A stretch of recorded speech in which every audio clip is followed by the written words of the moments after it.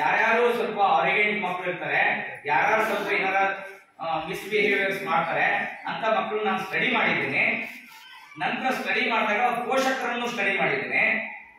ಎಲ್ಲಿ ಅಂದ್ರೆ ಎಲ್ಲೋ ಒಂದ್ ಕಡೆ ಶಿಕ್ಷಕರ ಹತ್ರ ಮಾತಾಡ್ತಿರ್ತೀವಿ ಅಥವಾ ಪೋಷಕರಲ್ಲಿ ಒಂದು ಎಲ್ಲೋ ಈಗೋಯಿಸಮ್ ಕಾಡ್ತಾ ಇದ್ರೆ, ಅಂದ್ರೆ ನಾನು ಬಹಳ ತಿಳ್ಕೊಂಡಿದ್ದೀನಿ, ಇವ್ರು ಯಾರು ನನಗೆ ಹೇಳ್ತಾ ಇದಾರೆ, ಅದು ಏನ್ ಹಿಂಗ್ ಹೇಳ್ತಾ ಇದಾರೆ ಅಂತ ಏನಾದ್ರು ಅನ್ಕೊಂಡಿದ್ರೆ ನೀವು ಮೊದಲನೆಯ ಅಡಿಪಾಯವನ್ನ ಮಗಳು ತಪ್ಪು ಮಾಡಕ್ಕೆ ಹಾಕೊಡೋದು. ಅಂದ್ರೆ ನೀವು ಹೇಗೆ ವರ್ತಿಸ್ತೀರಿ, ಖಂಡಿತ ನಿಮ್ ಮಗ ಹಂಗೆ ವರ್ತಿಸ್ತಾನೆ, ನಿಮ್ ಮಗಳು ಹಂಗೆ ವರ್ತಿಸ್ತಾಳೆ. ನೀವು ಮೊದಲು ಗೌರವಿಸಿ. ಅಂದ್ರೆ ಏನಾದ್ರೂ ಸಲಹೆ ಬರ್ತಾ ಇದೆ ಅಂದ್ರೆ ಅದನ್ನ ಸ್ವೀಕರಿಸುವುದು ಬಿಡೋದು ಅದು ಎರಡನೇ ವಿಚಾರ. ನೀವು ವಿಮರ್ಶೆ ಮಾಡ್ಕೊಂಡು ಸ್ವೀಕರಿಸಿ. ಈಗ ನಾವು ಹೇಳ್ತಾ ಇದೀವಿ ಅಂದ್ರೆ ಅದನ್ನ ನೀವು ಸ್ವೀಕರಿಸ್ತೀರಿ ಅಂತ ನಾವು ಹೇಳಲ್ಲ. ಅದನ್ನ ಸ್ವೀಕರಿಸಬೇಕು ಅಥವಾ ಬಿಡಬೇಕು ಅದು ನಿಮ್ಮ ವಿವೇಚನೆಗೆ ಬಿಟ್ಟಿದ್ದು. ಯಾವಾಗ ಅದನ್ನ ಮಾಡ್ಬೇಕು ಅಂದ್ರೆ ನೀವು ಅದನ್ನ ವಿಮರ್ಶೆ ಮಾಡ್ಕೊಂಡ್ರೆ, ಅವ್ರು ಹೇಳಿದ ಸತ್ಯ ಇದ್ರೆ ಅದನ್ನ ಸ್ವೀಕರಿಸಬೇಕು ಅನ್ಕೊಂಡ್ರೆ ಸ್ವೀಕರಿಸಿ, ಇಲ್ಲ ಅಂದ್ರೆ ಬಿಡಿ. ಆದ್ರೆ ಗೌರವಿಸಿ. ಆ ಗೌರವ ಕೊಡುವಂತ ಪ್ರವೃತ್ತಿ ನಿಮ್ ಮಗ ನೋಡ್ಬೇಕು. ಹೌದಾ? ಯಾರಾದ್ರೂ ಹೇಳಿದ್ದನ್ನ ಅವನು ತುಂಬಾ ಚೆನ್ನಾಗಿ ಕೇಳ್ಕೋಬೇಕು. ಆಗ ನಿಮ್ ಮಗನಿಗೆ ಆಟೋಮೆಟಿಕ್ ಆಗಿ ಲಿಸನಿಂಗ್ ಪವರ್ ಬರ್ತದೆ. ತರಗತಿ ಕೋಣೆಯಲ್ಲಿ ಅವ್ರಿಗೆ ಡೈರೆಕ್ಟ್ ಆಗಿ ನಾವು ಸರಿಯಾದ ಪಾಠ ಕೇಳಬೇಕು. ಸರಿ ಮೇಡಮ್ ಆಗ್ಲೇ ಮಾತಾಡ್ತಾ ಹೇಳಿದ್ರು, ಅಂದ್ರೆ ಆಸಕ್ತಿಯಿಂದ ಕೇಳಿದ್ರೆ ನಿಮ್ಗೆ ಅರ್ಥ ಆಗುತ್ತೆ, ಆಸಕ್ತಿಯಿಂದ ಕೇಳಲ್ಲ ಅಂತ ಹೇಳಿದ್ರಲ್ಲ. ಅಂದ್ರೆ ನಾವು ಫಸ್ಟ್ ಏನನ್ನು ಫೀಡ್ ಮಾಡಬಾರ್ದು. ನಮ್ಮ ಬ್ರೈನ್ಗೆ ಒಳ್ಳೆಯದನ್ನ ಮಾತ್ರ ಫೀಡ್ ಮಾಡ್ಬೇಕು. ಅದು ತುಂಬಾ ಚೆನ್ನಾಗಿ ಕಲಿಯುತ್ತೆ ಬ್ರೈನ್. ಇಲ್ಲಿ ಎಲ್ಲರಿಗೂ ಕೂಡ ಸಮಯ ಮುಖ್ಯನೇ. ಹಾಗಾಗಿ ನಮ್ಮ ಮಕ್ಕಳಿಗಾಗಿ ನಮಗಾಗಿ ನಾವು ಒಂದಿಷ್ಟು ಕೊಡ್ಬೇಕಾಗತ್ತೆ. ಅದು ಇಂಪಾರ್ಟೆಂಟ್ ಅನ್ಕೊಂಡ್ರೆ ಅದು ಇಂಪಾರ್ಟೆಂಟ್ ಆಗತ್ತೆ. ಹಾಗಾಗಿ ನಿಮಗೆ ಎಲ್ಲೇ ತೊಡಗಿದ್ರು ಕೂಡ ಇದು ಮೊದಲನೇ ಸಭೆ. ಎರಡನೇ ಸಭೆ ಬೇರೆ ರೀತಿಯಲ್ಲಿ ನಡೆಯುತ್ತೆ. ಹೀಗೆ ಯಾವುದು ಭಾಷಣ ಇರಲ್ಲ. ಇಂಡಿವಿಜುವಲ್ ಮಕ್ಕಳನ್ನ ಕೂರಿಸಿ ನಾವು ಅಲ್ಲಲ್ಲಿ ಟೇಬಲ್ ಗಳನ್ನ ಹಾಕಿರ್ತೀವಿ. ನೀವು ನಿಮ್ಮ ಮಗನ ಜೊತೆಗೆ ಪ್ರತಿ ಟೀಚರ್ಸ್ ಹತ್ರ ಹೋಗ್ಬೇಕು, ಅಲ್ಲಿ ಪ್ರೋಗ್ರೆಸ್ ಕಾರ್ಡ್ ಇಟ್ಕೋಬೇಕು. ಅಲ್ಲಿ ನಿಮ್ ಮಗ ಹೇಗೆ ವರ್ಕ್ ಮಾಡಿದ್ದಾನೆ, ಸಪೋಸ್ ಅವನು ಎಷ್ಟಿದೆ, ಈಗ ಸ್ಟ್ಯಾಟಿಸ್ಟಿಕ್ಸ್ ಹೇಳಿದೀನಿ ನನ್ನ ಸೆಕ್ಷನ್ ಗೆ ಸಂಬಂಧಪಟ್ಟಂಗೆ. ಡಿ ಸೆಕ್ಷನ್ ಅಲ್ಲಿ ಅಬೌವ್ 90% 4 ವಿದ್ಯಾರ್ಥಿಗಳಿದ್ದಾರೆ. ಹಾಗೆ 80 to 90% 8 ವಿದ್ಯಾರ್ಥಿಗಳಿದ್ದಾರೆ. 70 to 79% 9 ವಿದ್ಯಾರ್ಥಿಗಳಿದ್ದಾರೆ. 60 to 69% 10 ವಿದ್ಯಾರ್ಥಿಗಳಿದ್ದಾರೆ. ಇನ್ನು 50 to 59% 5 ವಿದ್ಯಾರ್ಥಿಗಳಿದ್ದಾರೆ. 40 to 49% 3 ವಿದ್ಯಾರ್ಥಿಗಳಿದ್ದಾರೆ. ಬಿಲೋ 40 ಒಬ್ಬ ವಿದ್ಯಾರ್ಥಿ ಇದ್ದಾನೆ. ಹಾಗಾದ್ರೆ ಇವ್ರು ದಡ್ರ ಅಥವಾ ಇವ್ರು 90 ತೆಗೆದಿರೋ ಜಾಣ್ರ, ಎಲ್ಲರೂ ಒಂದೇ, ಗೊತ್ತಿಲ್ಲ. ಬಿಲೋ 40 ತೆಗೆದಿರಲ್ಲ, ಅವನು ಮುಂದೊಂದಿನ ರಾಷ್ಟ್ರಪತಿ ಆಗ್ಬೋದು. ಹಾಗಾಗಿ ನಾವೆಲ್ಲರನ್ನು ಗೌರವಿಸಬೇಕು. ಮಕ್ಕಳನ್ನು ತುಂಬಾ ಪ್ರೀತಿಯಿಂದ ನೋಡ್ಕೋಬೇಕು. ಹಂಗಂತ ಎಲ್ಲ ಟೈಮ್ನಾಗೂ ಪ್ರೀತಿ ಮಾಡ್ಬೇಕಾ? ನೀವ್ ಯಾವಾಗ ಪ್ರೀತಿ ಮಾಡ್ತೀರಾ ಅಂತ ನನಗೆ 2-3 ಇನ್ಸಿಡೆಂಟ್ ಅಲ್ಲಿ ಇತ್ತೀಚೆಗೆ ಒಂದು ವಾರ ನಡೆದಂತ ಇನ್ಸಿಡೆಂಟ್ ಅಲ್ಲಿ ಹೇಳ್ತೀನಿ. ಅಂದ್ರೆ ನಮ್ಮ ಮಕ್ಕಳು ಬಹಳ ದೊಡ್ಡ ತಪ್ಪನ್ನೇ ಮಾಡಿರ್ತಾರೆ, ಅಪರಾಧ ಮಾಡಿರ್ತಾರೆ, ತಪ್ಪಲ್ಲ ಅಪರಾಧ ಮಾಡಿರ್ತಾರೆ. ಆ ಟೈಮಲ್ಲಿ ನಾವು ಬೆನ್ನೆಲುಬಿಗೆ ನಿಂತ್ರೆ 100% ಮೊದಲ ಶತ್ರು ಅಂದ್ರೆ ಅದು ನೀವೇ ಅಲ್ವಾ? ಚಿಕ್ಕ ಚಿಕ್ಕ ತಪ್ಪುಗಳು ಇರ್ತವೆ, ಸರಿಯಾಗಿ ಓದ್ತಿರೋದು ಖಂಡಿತ ಅದು ಚಿಕ್ಕ ತಪ್ಪೆ. ಆಯ್ತಾ? ಶಿಕ್ಷಣ ತಜ್ಞರು ಹೇಳ್ತಾರೆ ಸರಿಯಾಗಿ ಗೊತ್ತಿಲ್ಲ ಅಂದ್ರೆ ಅದಕ್ಕೆ ಎಲ್ಲೋ ಮೂಲ ಕಾರಣ ಇರ್ಬೇಕು. ಈ ಕಾಯಿಲೆ ಬಂದಿದೆ ಅಂದ್ರೆ ನಮಗೆ ಕಾಯಿಲೆ ಒಂದು ಕಾರಣ, ಯಾವ ಕಾಯಿಲೆ ಅಂತ ಗೊತ್ತಾದ್ರೆ ಡಾಕ್ಟರ್ ಚೆನ್ನಾಗಿ ಟ್ರೀಟ್ಮೆಂಟ್ ಕೊಡ್ತಾರಲ್ವಾ? ಹಾಗೆ ಸರಿಯಾಗಿ ಗೊತ್ತಿಲ್ಲ ಅಂದ್ರೆ ಅದು ಎಲ್ಲಿ ಸರಿಯಾಗಿ ಗೊತ್ತಿಲ್ಲ, ಹೆಂಗ್ ಗೊತ್ತಿಲ್ಲ, ಯಾಕೆ ಗೊತ್ತಿಲ್ಲ ಅಂತ ನೀವು ಅದನ್ನ ತಿಳ್ಕೊಂಡ್ರೆ ಅದನ್ನ ಪೋಷಕರಿಗೆ ತಿಳ್ಕೊಬೇಕು. ನಿಮಗೆ ತಿಳ್ಕೊಳ್ಳೋದು ಗೊತ್ತಿಲ್ಲ ಸರ್, ಹೆಂಗ್ ತಿಳ್ಕೊಬೇಕು? ಅದು ನಮಗೆ ಗೊತ್ತಿಲ್ಲ ಅಂದ್ರೆ ಸಿಟಿಗಳಲ್ಲಾದ್ರೆ ಡಾಕ್ಟರ್ ಕರ್ಕೊಂಡು ಕೌನ್ಸಿಲಿಂಗ್ ಮಾಡಿಸ್ತಾರೆ ಮಕ್ಕಳನ್ನ. ಪೋಷಕರು ಪ್ಲಸ್ ಮಕ್ಕಳು ಹೋಗಿ ಕೌನ್ಸಿಲಿಂಗ್ ಅಟೆಂಡ್ ಆಗ್ತಾರೆ. ಆಯ್ತಾ? ಇಲ್ಲೆಲ್ಲ ಆ ಅವಕಾಶಗಳು ಇಲ್ಲಲ್ಲ ಸರ್, ನಮಗೆ ಅದು ಅವೇರ್ನೆಸ್ ಇರಲ್ಲ ಅಂದ್ರೆ ಖಂಡಿತ ನಮ್ಮ ಶಾಲೆಯಲ್ಲಿ ಈ ವರ್ಷ ನಾವು ಅದನ್ನ ಮಾಡ್ಬೇಕು ಅನ್ಕೊಂಡಿದ್ದೀವಿ. ಪ್ರತಿ ಶನಿವಾರ ನಾನು ಕೌನ್ಸಿಲಿಂಗ್ ಮಾಡ್ತೀನಿ. ನಿಮ್ಮ ಪೋಷಕರು ಯಾರೇ ಬಂದ್ರು ಕೂಡ ಅಬೌವ್ 90 ಇರೋರ್ಗೂ ಮಾಡ್ತೀವಿ, ಬಿಲೋ 30 ಇರೋರ್ಗೂ ಮಾಡ್ತೀವಿ. ಯಾಕೆ ಅಂದ್ರೆ ಅಬೌವ್ 90 ಚೆನ್ನಾಗಿ ಓದ್ತಾರಲ್ಲ ಸರ್, ಅವ್ರಿಗೆ ಕೌನ್ಸಿಲಿಂಗ್ ಅವಶ್ಯಕತೆ ಇದೆಯಾ? 100% ಕೌನ್ಸಿಲಿಂಗ್ ಅವಶ್ಯಕತೆ ಇದೆ. ಯಾಕೆ ಅಂದ್ರೆ ಯಾರು ಔಟ್ ಆಫ್ ಔಟ್ ಇರ್ತಾರಲ್ಲ ಆ ಮಕ್ಕಳಿಗೆ ಎಕ್ಸ್ಪೆಕ್ಟೇಷನ್ ಜಾಸ್ತಿ. ಅಂದ್ರೆ ಅವರಿಂದ ಸಮಾಜ ಬಹಳ ಬಯಸ್ತಾ ಇರ್ತದೆ. ಅವ್ರ ಹತ್ರ ಹೆಂಗ್ ಬಯಸ್ತದೆ ಅಂದ್ರೆ ಅವರಿಂದ 200% ಎಕ್ಸ್ಪೆಕ್ಟೇಷನ್ ಮಾಡ್ತಾರೆ.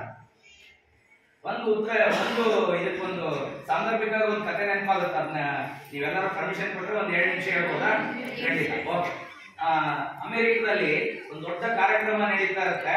ಅದ್ರಲ್ಲಿ ತುಂಬಾ ಪ್ರಖ್ಯಾತವಾದಂತಹ ಸಿಂಗರ್ ವೇದಿಕೆಗೆ ಬರ್ತಾರೆ. ಅಂದ್ರೆ ಅದ್ರ ಜೊತೆಗೆ ಒಬ್ಬ ತುಂಬಾ ಅನುಭವ ಇಲ್ಲದೆ ಇರತಕ್ಕಂತ ತುಂಬಾ ಪ್ರತಿಭಾನ್ವಿತ ಸಿಂಗರ್ ಒಬ್ಳು ಆ ವೇದಿಕೆಯಲ್ಲೇ ಕರೆಸಿರ್ತಾರೆ. ಅಂದ್ರೆ ತುಂಬಾ ಚೆನ್ನಾಗಿ ಆಡ್ತಾ ಇರ್ತಾಳೆ. ಅಂತ ಒಬ್ಬ ಸಿಂಗರ್ ಕೂಡ ಕರೆಸಿರ್ತಾರೆ. ಅವಳಿಗೆ ತುಂಬಾ ಖುಷಿ, ನಾನು ಇಂಥ ಸಿಂಗರ್ ಜೊತೆ ವೇದಿಕೆ ಹಂಚ್ಕೊಂತ ಇದ್ದೀನಲ್ಲ ಅಂತ ಹೇಳಿ ಬಹಳಷ್ಟು ಖುಷಿ ಆಗುತ್ತೆ. ಸರ್ ಬಹಳ ಸಂತೋಷ ಆಗುತ್ತೆ ಸರ್, ನಿಮ್ ಜೊತೆ ನಾನು ವೇದಿಕೆ ಹಂಚ್ಕೊಳ್ತಾ ಇದ್ದೀನಿ, ನನಗೆ ಬಹಳಷ್ಟು ಹೆಮ್ಮೆ ಅನಿಸ್ತಾ ಇದೆ ಅಂತ ಅವಳು ಹೇಳ್ತಾಳೆ. ನನಗೆ ಬಹಳ ಭಯ ಆಗ್ತಾ ಇದೆ ಅಮ್ಮ, ನಾನಿವತ್ತು ಈ ವೇದಿಕೆಯಲ್ಲಿ ಅದು ನಿಮ್ ಜೊತೆ ಇರೋದು ನನಗೆ ತುಂಬಾ ಭಯ ಆಗ್ತಾ ಇದೆ ಅಂತ ಹೇಳ್ತಾರೆ. ಅದಕ್ಕೆ ಯಾಕೆ ಅಂತ ಕೇಳಿದಾಗ ನನ್ನ ಕಾರ್ಯಕ್ರಮ ನಿಮ್ ಬಗ್ಗೆ ಜನ 100% ಎಕ್ಸ್ಪೆಕ್ಟೇಷನ್ ಇಟ್ಕೊಂಡಿದ್ದಾರೆ.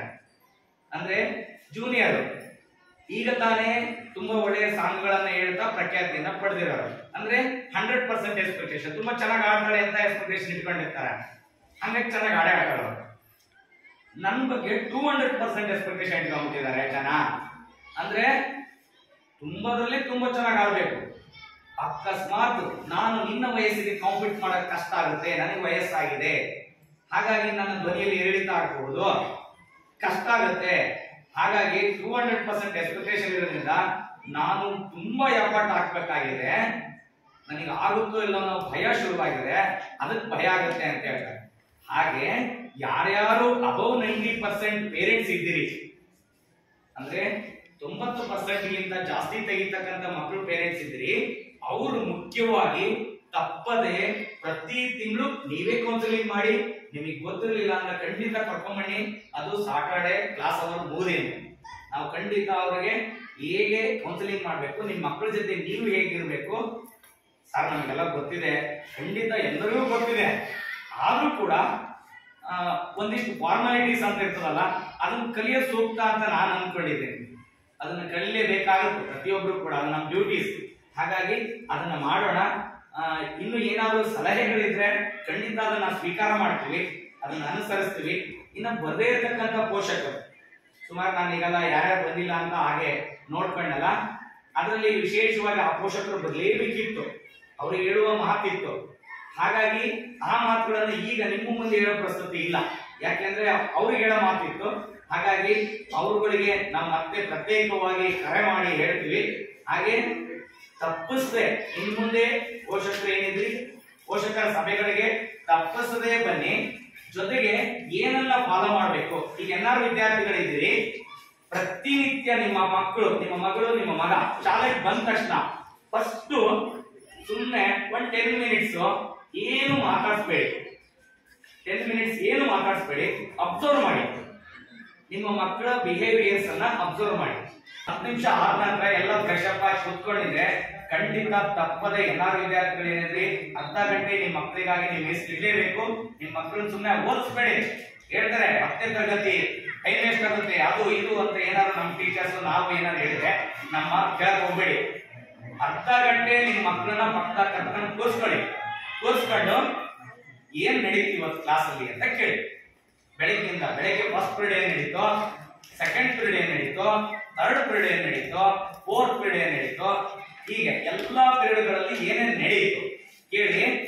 ನೀವು ಅರ್ಧ ಏನ್ ಟೀಚರ್ಸ್ ಇಡೀ ದಿನ ಮಾಡಿರ್ತಾರಲ್ಲ ಅದನ್ನ ಕೇವಲ ಅರ್ಧ ಗಂಟೆಯಲ್ಲಿ ನಿಮಗೆ ಮಾಡಿರೋ ಕ್ರೆಡಿಟ್ ಸಿಗುತ್ತೆ.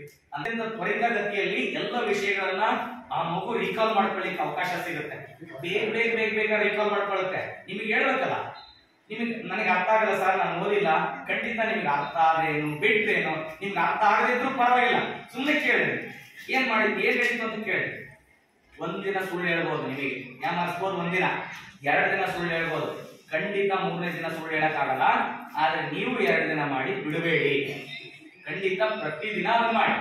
ಅರ್ಧ ಗಂಟೆ ಆದ್ಮೇಲೆ ನಿಮಗೇನಾದ್ರೂ ಅದರಲ್ಲಿ ಲೋಪದೋಷ ಕಂಡು ಬಂದಿದ್ರಿ, ಮಗುವಿನ ಹತ್ರ ಚರ್ಚೆ ಮಾಡುವಂತ ವಿಷಯ ಆಗಿದ್ರೆ ಮಗುವಿನ ಹತ್ರ ಚರ್ಚೆ ಮಾಡಿ. ಒಂದ್ ವೇಳೆ ಅಲ್ಲಿ ಶಿಕ್ಷಕರ ಲೋಪ ಕಂಡಿತ್ತು ಅಂದ್ರೆ ಅಥವಾ ಶಾಲೆಯ ಲೋಪ ಕಂಡಿತ್ತು ಅಂದ್ರೆ ಮಗುವಿನ ಎದುರಿಗೆ ಚರ್ಚೆ ಮಾಡಬೇಡಿ. ಯಾಕೆಂದ್ರೆ ಒಂದು ನೆಗೆಟಿವ್ ಬೀಜವನ್ನ ಮಗುವಿಗೆ ಹಾಕ್ದಂಗೆ ಆಗ್ಬಿಡುತ್ತೆ. ಹೌದು, ಇದು ಅರ್ಥ ಆಗಿಲ್ಲ ಅವ್ರಿಗೆ ಅಂತ ಒಂದೇ ಮಾತು ಏನಾದ್ರು ನಿಮಗೆ ಏನಾದ್ರು ಹೇಳಿದ್ರೆ, ಮಕ್ಕಳಿಗೆ ಹೇಳಿದ್ರೆ, ಆಗ ನೆಗೆಟಿವ್ ಥಾಟ್ಸ್ ಸೃಷ್ಟಿ ಆಗುತ್ತೆ ಆ ಮಗುವಿನ ಮೈಂಡ್ ಅಲ್ಲಿ. ಅಂದ್ರೆ ಎಲ್ಲದೂ ತಪ್ಪು ಅಂತ ಅವನು ಕಲ್ಪನೆ ಮಾಡ್ಲಿಕ್ಕೆ ಶುರು ಮಾಡ್ಕೊಳ್ತಾನೆ. ನೆಕ್ಸ್ಟ್ ನಾಳೆ ಒಳ್ಳೆ ವಿಷಯಗಳನ್ನ ಶಾಲೆಯಲ್ಲಿ ಹೇಳಿದ್ರು ಕೂಡ ಅವನಿಗೆ ಅರ್ಥ ಆಗಲ್ಲ, ಚೆನ್ನಾಗಿ ಪಾಠ ಮಾಡಿದ್ರು ಕೂಡ ಅರ್ಥ ಆಗಲ್ಲ. ಹಾಗಾಗಿ ನೀವು ಅದನ್ನ ಅನಾಲಿಸಿಸ್ ಮಾಡ್ಕೊಳ್ಳಿ. ಆ ಮಗುವಿನ ಹತ್ರ ಅಂದ್ರೆ ಮಗುವಿನ ಲೋಪದೋಷ ಕಂಡು ಬಂದಿದ್ರೆ ಅದನ್ನ ತಿದ್ದಿ. ನಿಮಗೆ ಆಗ್ಲಿಲ್ಲ ಅಂದ್ರೆ ಟೀಚರ್ಸ್ಗೆ ಕನ್ಸಲ್ಟ್ ಮಾಡಿ, ತರಗತಿ ಶಿಕ್ಷಕರಿಗೆ ಕರೆ ಮಾಡಿಬಿಟ್ಟು ಸರ್ ಹಿಂಗಾಗಿದೆ, ಇದು ಸರಿನೋ ಅಥವಾ ತಪ್ಪೋ ಅವ್ರ ಹತ್ರ ಡಿಸ್ಕಷನ್ ಮಾಡಿ ಮುಂದಿನ ನಿರ್ಧಾರವನ್ನ ತೆಗೆದುಕೊಳ್ಳಿ. ಖಂಡಿತ ನಿಮ್ ಮಕ್ಕಳಿಗಾಗಿ ನೀವು ಇಷ್ಟು ಮಾಡ್ಲೇಬೇಕು. ಇದು ಒಂದು ಹಂಬಲ್ ರಿಕ್ವೆಸ್ಟ್ ಅಂತ ತಿಳ್ಕೊಳ್ತೀರಾ ಅಥವಾ ನಿಮ್ ಕರ್ತವ್ಯ ಅಂತ ತಿಳ್ಕೊಳ್ತೀರಾ, ಹೇಗೆ ತಿಳ್ಕೊಳ್ತೀರಿ, ಹೇಗೆ ಭಾವಿಸ್ತೀರಿ ಅಂತ ನಿಮಗೆ ಬಿಟ್ಟಂತ ವಿಚಾರ. ದಯಮಾಡಿ ಒಂದು ಸಂಯೋಜನೆ ಅನ್ನೋದು ಬಹಳ ಮುಖ್ಯ, ಬೇಕೇ ಬೇಕು. ನೀವು ಕುತ್ಕೊಂಡಿದ್ರಿ, ನೀವು ಕೇಳ್ತಾ ಇದ್ರಿ ಅಂದ್ರೆ ನಿಮ್ ಕಣ್ಣಿಗೂ ಕಿವಿಗೂ ಎಲ್ಲದಕ್ಕೂ ಸಂಯೋಜನೆ ಬೇಕಲ್ವಾ? ಆ ಸಂಯೋಜನೆ ಶಿಕ್ಷಕರು, ಪೋಷಕರು, ವಿದ್ಯಾರ್ಥಿಗಳು ಈ ಮೂರಕ್ಕೂ ಸಂಯೋಜನೆ ಇದ್ರೆ ಮಾತ್ರ ವಿದ್ಯಾರ್ಥಿ ಸಕ್ಸಸ್ ಆಗ್ತಾನೆ. ಇಲ್ಲ ಅಂದ್ರೆ ಖಂಡಿತ ಸಕ್ಸಸ್ ಆಗಲ್ಲ, ಖಂಡಿತ ಆಗಲ್ಲ. ಇಲ್ಲ ಸರ್ ನಾವ್ ಏನ್ ಮಾಡಿದ್ರು ನನ್ನ ಮಗ 100ಕ್ಕೆ 100 ತೆಗಿತಾನೆ, ನನ್ನ ಮಗಳು 100ಕ್ಕೆ 100 ತೆಗಿತಾಳೆ ಅಂದ್ರೆ ಖಂಡಿತ ಸಕ್ಸಸ್ ಅನ್ನೋದು 100ಕ್ಕೆ 100 ಅನ್ನುವುದು ಅಲ್ಲ. ಸಕ್ಸಸ್ ಅನ್ನೋದು 100ಕ್ಕೆ 100 ತೆಗೆಯೋದು ಹೌದು, ಆದ್ರೆ ಆ 100ಕ್ಕೆ 100 ಏನ್ ತೆಗೆದಿರ್ತಾರಲ್ಲ ಅದನ್ನ ಕ್ಯಾರಿ ಮಾಡ್ಬೇಕು ತನ್ನ ಬದುಕಿನಿಗೆ. ಆ ತನ್ನ ಬದುಕಿಗೂ ಕ್ಯಾರಿ ಮಾಡುವಂತ ಗುಣವನ್ನ, ಕಲೆಯನ್ನ, ವಿದ್ಯೆಯನ್ನ ಕಲಿಸಿದ್ರೆ ನೀವು ಖಂಡಿತ ನೀವು ಸಕ್ಸಸ್. ಆಯ್ತಾ? ಅಂತ ಪೋಷಕರೇ ಆಗ್ತೀರಿ ಅಂತ ನಾನು ಭಾವಿಸ್ತೀನಿ. ಅದಕ್ಕೆ ನೀವು ಕೈ ಜೋಡಿಸಿದ್ರೆ ನಾವು ನಿಮ್ಮ ಜೊತೆ ಸಂಯೋಜಿಸಲು ಸಿದ್ಧರಿದ್ದೇವೆ. ಅದಕ್ಕೆ ಸಲಹೆಯನ್ನ ನಿಮ್ಮಿಂದಲೂ ಸ್ವೀಕರಿಸ್ತೀವಿ. ನಮ್ಮಿಂದ ಏನ್ ಬೇಕು ಅದನ್ನ ಕೇಳಿದ್ರೆ ನಾವು ಕೂಡ ಅದು ತಯಾರಿರ್ತೀವಿ. ದಯಮಾಡಿ ನಮ್ಮ ಗುರಿ ಇಷ್ಟೇ, ಚಿಕ್ಕ ಪುಟ್ಟದ್ದು ಇಟ್ಕೋಬೇಡಿ. ಮಕ್ಕಳಿಗೂ ಅಷ್ಟೇ ದೊಡ್ಡದನ್ನೇ ತುಂಬಿ, ದೊಡ್ಡ ಗುರಿಯನ್ನು ಇಡಬೇಕು. ಸಣ್ಣ ಸಣ್ಣ ಗುರಿ ಇಟ್ಕೋಬಾರ್ದು, ದೊಡ್ಡ ದೊಡ್ಡ ಗುರಿ ಇಟ್ಕೋಬೇಕು. ಯಾರ ಮುಂದೆ ರಾಷ್ಟ್ರಪತಿಗಳಾಗ್ತಾರೋ, ಪ್ರಧಾನಮಂತ್ರಿಗಳಾಗ್ತಾರೋ ಅಥವಾ ದೊಡ್ಡ ದೊಡ್ಡ ಸೈಂಟಿಸ್ಟ್ಗಳಾಗ್ತಾರೋ ಗೊತ್ತಿಲ್ಲ, ಒಂದ್ ಯಾರು ಏನಾಗ್ತಾರೋ ಗೊತ್ತಿಲ್ಲ. ಅದಕ್ಕೆ ನಾವು ವೇದಿಕೆಯನ್ನ ಕೊಡುವಾಗ ಎಂತ ವೇದಿಕೆ ಕೊಡ್ತೀವಿ ಅನ್ನೋದು ಬಹಳ ಮುಖ್ಯ. ಆಯ್ತಾ? ನಾವೊಂದು ಒಳ್ಳೆ ವೇದಿಕೆ ಕೊಡಕ್ ಸಿದ್ಧರಿದ್ದೀವಿ, ನೀವು ಅದಕ್ಕೆ ಕೈ ಜೋಡಿಸ್ಬೇಕು. ಆಯ್ತಾ? ನಾವು ಒಳ್ಳೆ ವೇದಿಕೆ ಕೊಟ್ಟಾಗ ನೀವೇನಾದ್ರೂ ಅದಕ್ಕೆ ನೆಗೆಟಿವ್ ಥಾಟ್ಸ್, ಒಂದೇ ಒಂದು ವಿಷಯವನ್ನ ಮಗುವಿಗೆ ಹಾಕಿಬಿಟ್ರೆ ಅದ ಪೋಷಕರ ಸಭೆನೇ ಕೆಲಸ ಇತ್ತಲ್ಲ ನಮ್ಗೆ ಬರಲ್ಲ, ಅದೇನ್ ಮಾಡ್ಕೊಳ್ರಿ ಅಂತ ಅಂದ್ರೆ ನಿಮಗೆ ಗೊತ್ತಿರಲ್ಲ ನಿಮ್ ಮಗುವಿಗೆ ನಿಮ್ ಬಗ್ಗೆ ಅಂತ ಅದು ಭಾವನೆ ಇರುತ್ತೆ ಅಂತ. ಅಂದ್ರೆ ಅವ್ರು ಅಂದ್ಕೊಳ್ತಾರೆ ಮಕ್ಕಳು, ನಮ್ಮ ಅಪ್ಪಗೆ ಇಷ್ಟು ನನಗೆ ಒಂದು ಸಣ್ಣ ಸಮಯ ಕೊಡಕ್ ಆಗಿಲ್ಲಲ್ಲ ಅಂತ. ಅದ ನಿಮ್ಮ ಮಗಳಿಗೆ ಅಂದ್ಕೊಳ್ತಾಳೆ, ಅಯ್ಯೋ ನನಗಾಗಿ ಇಷ್ಟು ಸಮಯ ಕೊಡಲ್ಲ ಅಂತ ಅಲ್ವಾ? ಅದಕ್ಕೆ ಅಂತದ್ದು ಯಾವುದು ಆಗಲ್ಲ ಅಂತ ಅನ್ಕೊಂಡಿದೀನಿ ಹುಡುಗರಲ್ಲಿ. ಅಂದ್ರೆ ಕೇವಲ ಅಂಕಗಳಲ್ಲ, ವೈಯಕ್ತಿಕವಾಗಿರ್ಬೋದು, ಅವರ ನಡತೆಯಲ್ಲಿರ್ಬೋದು, ಅವರು ತುಂಬಾ ಘನತೆ ಇರ್ತಕ್ಕಂಥ ವ್ಯಕ್ತಿಗಳನ್ನಾಗಿ ಸೃಷ್ಟಿ ಮಾಡೋದು ನಮ್ದು ಕರ್ತವ್ಯ, ನಿಮ್ದು ಕರ್ತವ್ಯ. ಅದಕ್ಕೆ ಕೈ ಜೋಡಿಸ್ತೀರಿ ಅಂತ ಭಾವಿಸ್ತಾ, ಇನ್ನ ಎಲ್ಲಾರ ಮಕ್ಕಳಿಗೆ ದಿನ ಮಾತಾಡ್ಸ್ರಿ ಅಂತ ಹೇಳಿದೆ. ಹಾಸ್ಟೆಲ್ ಮಕ್ಕಳಿಗೆ ಯಾರು ಸರ್ ಮಾತಾಡ್ಸೋದು? ಖಂಡಿತ ನಾವು ಮಾತಾಡಿಸ್ತೀವಿ. ದಿನ ಯಾವ ಹುಡುಗರನ್ನ ಮಾತಾಡ್ಸ್ಬೇಕೋ ಅವ್ರನ್ನ ಖಂಡಿತ ಮಾತಾಡಿಸ್ತೀವಿ. ಜೊತೆಗೆ ನಾವು ಮಾತಾಡ್ಸೋದಕ್ಕಿಂತ ಹೆಚ್ಚಾಗಿ 1 ತಿಂಗಳಿಗೆ ಒಮ್ಮೆ ಕಡ್ಡಾಯವಾಗಿ ಹಾಸ್ಟೆಲ್ ಪೇರೆಂಟ್ಸ್ ಯಾರಿದ್ರಿ ಅವ್ರು ಬರಬೇಕು. ಹೊರಗಡೆ ಕರ್ಕೊಂಡು ಹೋಗ್ರಿ, ಫೀಲ್ಡ್ ಅಲ್ಲಿ ಎಲ್ಲಾರ ಕುತ್ಕೊಳ್ರಿ, ಮಕ್ಕಳ ಜೊತೆಗೆ ತುಂಬಾ ಪ್ರೀತಿಯಿಂದ ಮಾತಾಡ್ರಿ. ಅವ್ರಿಗೆ ಅನಿಸ್ಬೇಕು ನೀವೇ ಸರ್ವಸ್ವ ಅಂತ, ಬೇರೆ ಯಾವುದೋ ಆಕರ್ಷಣೆಗೆ ಒಳಗಾಗಬಾರ್ದು ಮಕ್ಕಳು. ಹಾಗಾಗಿ ನೀವು ಅದು ತುಂಬಾ ಪ್ರೀತಿಯಿಂದ ಮಾತಾಡಿ. 1 ತಿಂಗಳಲ್ಲಿ ಏನು ವರ್ಕ್ ಮಾಡಿದ್ದಾರೆ ಅದನ್ನೆಲ್ಲ ಒಂದ್ಸರಿ ಪರಿಶೀಲಿಸಿ, ನಿಮ್ಗೆ ಅರ್ಥ ಆಗದೆ ಅದನ್ನ ನೀವು ಮಾಡ್ತೀರಿ ಅಂತ ಭಾವಿಸ್ತಾ ಎಲ್ಲರಿಗೂ ಮತ್ತೊಮ್ಮೆ ಧನ್ಯವಾದ ಹೇಳ್ತಾ, ನಿಮ್ ಮಕ್ಕಳು ನಮಗೆ ಹೇಳಿದ್ರೆ ಅಪ್ಪ ಅಮ್ಮ ನಮ್ಮಿಂದ ಬೇಕು ಅಂತಂದ್ರೆ ಖಂಡಿತ ಮಾಡಿ 100ಕ್ಕೆ 100%. ನಾವು ಹೇಳಿದ್ವಲ್ಲ, ನಮ್ಮ ಶಾಲೆನೇ ಫಸ್ಟ್ ಬರಾಗೆ ನೀವು ಏನೇ ಸಲಹೆಗಳನ್ನ ಕೊಟ್ಟರು ಕೂಡ ಖಂಡಿತವಾಗ್ಲೂ ತುಂಬ ಹೃದಯದಿಂದ ಸ್ವೀಕರಿಸ್ತೀವಿ. ನಿಮ್ಮ ಮಕ್ಕಳ ಬೆಳವಣಿಗೆ ನಮ್ಮ ಬೆಳವಣಿಗೆ ಅಂತ ಅಂದುಕೊಂಡಿದ್ದೀವಿ. ನಾವು ಆ ರೀತಿನೇ ಕಾರ್ಯನಿರ್ವಹಿಸ್ತಾ ಇದ್ದೀವಿ. ನಾವು ಅದಕ್ಕೆ ನವೀನ್ ಅದು ಭಾಷಣ ಕೊಡಲ್ಲ, ಎಲ್ಲ ಹೇಳ್ಬಿಡ್ತಾರೆ ಅಂತ ಗುರಿ ಕೊಟ್ಟಿದ್ವಿ. ಹಾಗೂ ಯಾವುದೋ ಬಿಡದಂಗೆ ಹೇಳಿದ್ರೆ ಧನ್ಯವಾದಗಳು.